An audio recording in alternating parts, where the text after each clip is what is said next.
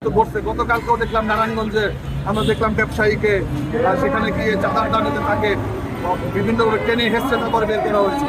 আজকে ব্যবসায়ীরা আতঙ্কে আছে। আমরা চাঁদাবাজি মুক্ত একটা বাংলাদেশ চাই, আমরা দুর্নীতি মুক্ত বাংলাদেশ চাই। এইটা করার জন্য একটা অন্তর্বর্তীকালীন সরকারের মহা একটা সুযোগ ছিল।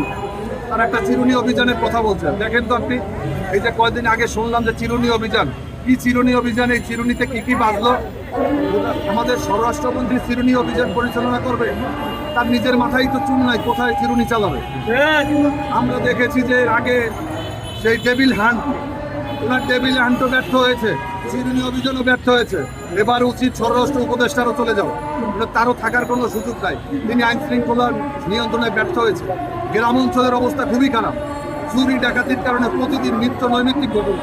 এভাবে একটা রাষ্ট্র চলতে পারে না। এই জন্য আমরা চাই একটা নির্বাচন দেন। আপনারা ব্যর্থ হয়েছেন, এই রাষ্ট্র তো আর খালি থাকবে না, চেয়ার খালি থাকবে না, চেয়ার কখনো খালি থাকে না। এরকম ময়লা আবর্জনা দিয়ে আমরা চেয়ার ভরে রাখতে চাই না। ধন্যবাদ।